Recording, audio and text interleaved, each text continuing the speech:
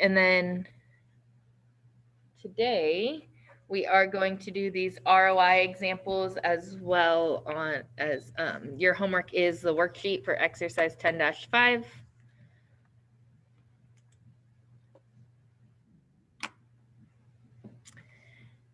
So the examples that we're doing in class is this one, return on investment examples. It's a PDF, so you can print it. You cannot make a copy and then type on it, sorry, but you don't have to. You could just kind of title it with what it is. And then this one here, also a PDF for your homework, has 6 problems with 3 other examples that you could follow along with to see kind of what's going on. So this is one we're going to be working at on here. This example's one.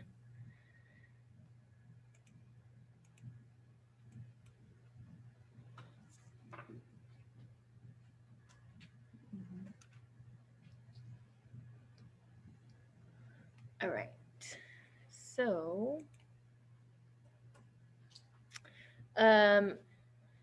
Bob bought 35 shares of stock at $23.75 per share. A year later, he sold them at $26.05 a share. How much profit did he make, and what was his return on investment? So for his profit, so we need to do a few different things. We need to figure out how much he spent in total. So the purchase price.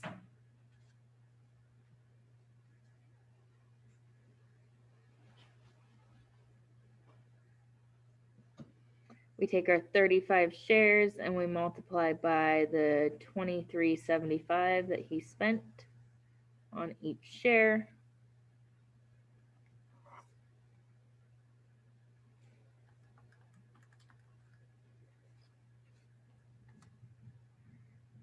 So Bob's purchase price is $831.25.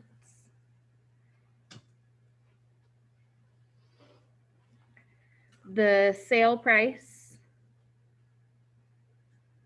very similar. He's selling all 35 shares at $26.05 per share.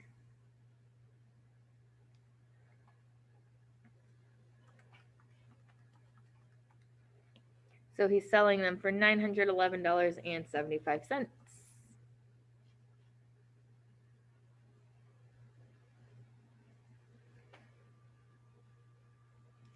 So to calculate Bob's profit, we need to subtract those. So $911.75 minus $831.25.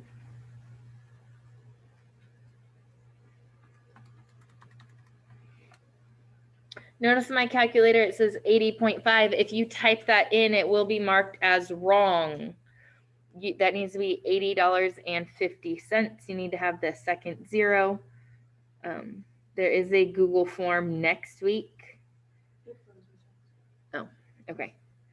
There's a Google form next week that you have to type your answers in. Let me try to stop that real quick and reopen it. And if you don't type that second zero, it will not be marked correct.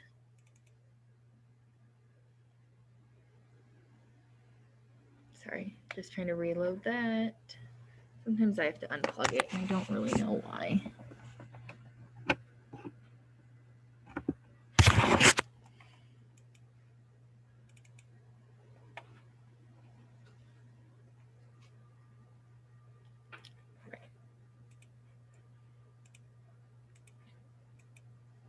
All right, there we go. So Bob's profit was $80.50. So his ROI then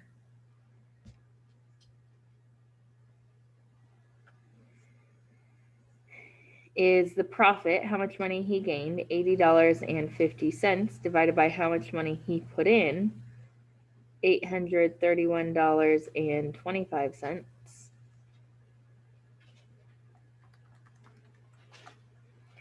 So notice this says 0.0968.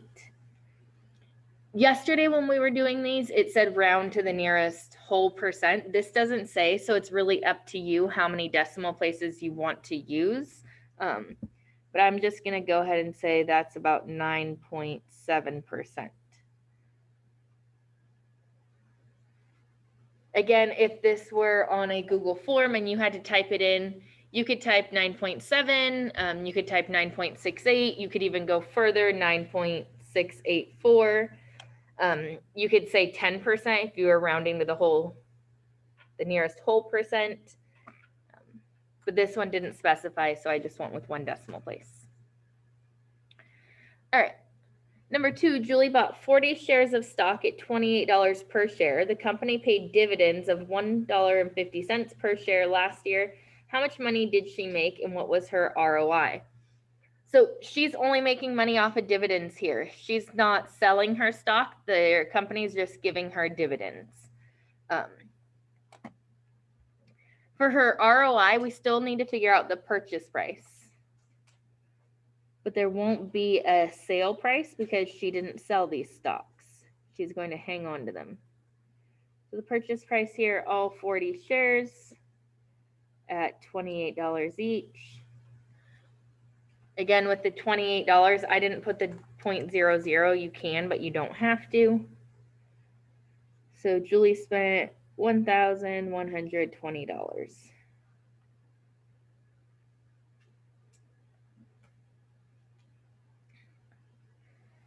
So her company pays dividends of $1.50 per share. So her dividends then, she has 40 shares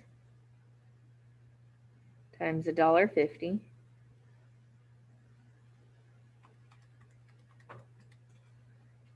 $60.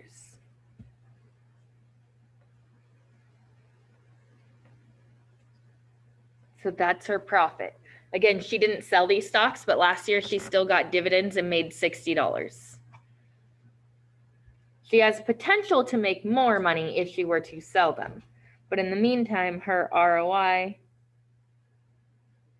is 60 divided by 1120.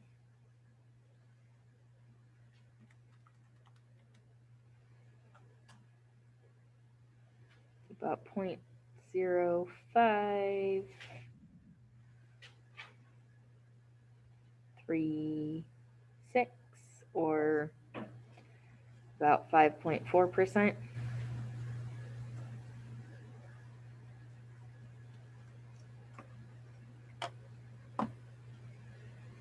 Remember, when it's asking return on investment, it should be as a percent. If you just wrote your answer like this, I would think that this is less than 1%. I would think that you meant a percent there. All right, and finally, number 3 here, John bought 50 shares of stock at $16.24 per share.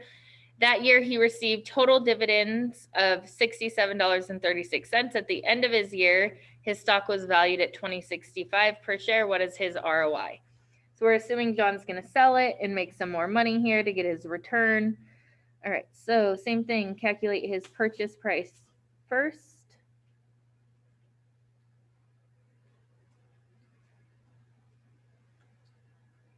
Oops, not $50, just 50 shares. I'll wipe that out in a second.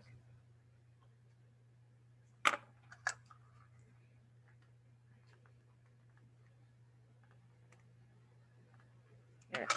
So 50 times 1624.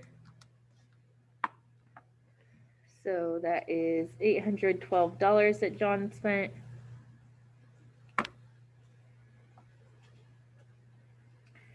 His total dividends was given to us. We didn't have to do any, like, it wasn't per share. We just know how much he got for the whole year.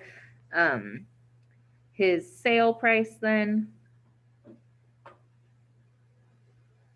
taking his 50 shares and selling them at $20.65.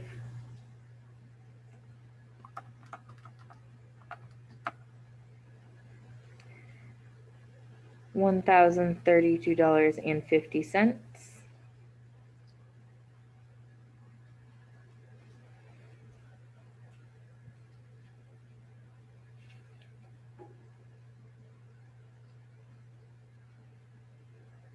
So his profit from selling then, so he got $1,032.50, but he spent $812. So his profit here was $220.50. So the thing with investing, he put out this money up front. He doesn't have that $812 all year, but then when he sells them, he gets that money back. Hopefully, in this case, he did.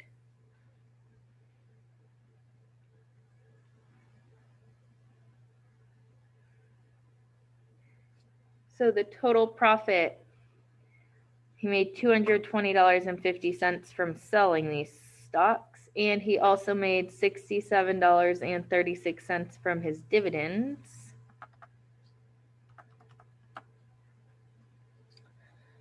So John's total profit is $287.86.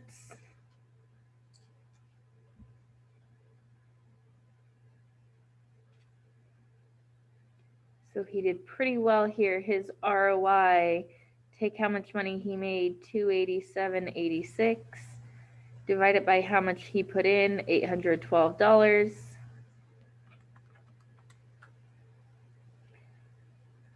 So that's about 34.45 or 34.5%. So that's a really good, really high ROI, return on investment.